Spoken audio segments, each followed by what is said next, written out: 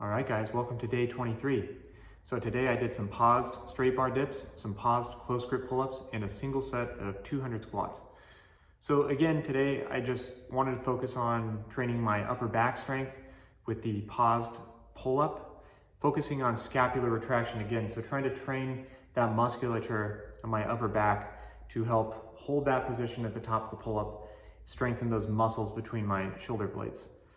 So I find the pause rep close grip pull up, it hits those scap retractors pretty hard. I also feel it in some other places in my back that I don't quite feel it with the wide grip, as well as the forearms and the biceps. You actually get a really good squeeze at the top of the movement, so I recommend it.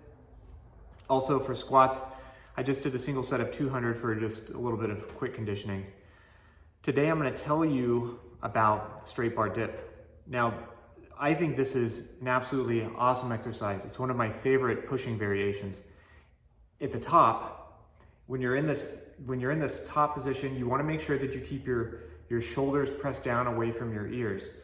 And this will help keep your shoulders a little bit safer. So some people might find this a little bit harder on their shoulders than the parallel bar dip, while other people will find it a little bit easier. I actually find this variation to be easier on my shoulders than the parallel bar dip.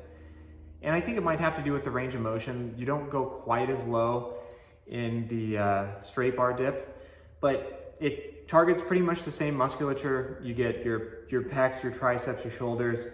And I think maybe a lot of people don't know, but the dip trains the heck out of your back as well. If you're doing this properly and you are keeping your shoulders down, shrugged away from your ears, more like an anti-shrug rather than a shrug, you will be training your lower traps and your lats pretty strongly. So don't be surprised if you hit a set of these dips and you can actually feel a little bit of soreness between your shoulder blades and even a little bit of a lat pump.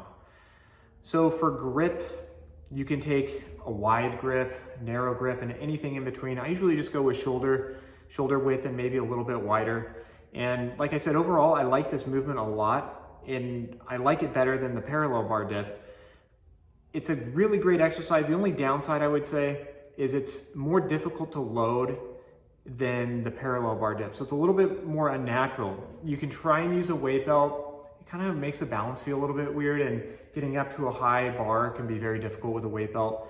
And a weight vest kind of cuts off a little bit of the range of motion, makes it feel a little bit strange and not quite as productive as a full range of motion unweighted dip in my experience.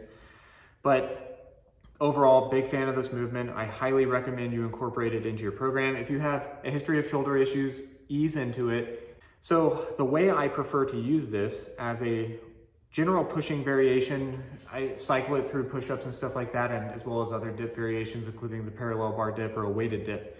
So I don't train it too frequently just because in the past I've had some shoulder problems, and as long as I do this a couple times a week, I seem to be fine. I haven't done any high frequency training with it, and I don't really plan to because I don't really feel the need to. But throwing it in every couple days feels really nice. It definitely gives you a really unique pump in the triceps, and I highly recommend you give this movement a shot. So if you guys are enjoying the content, please subscribe. I really appreciate it, and I will see you tomorrow.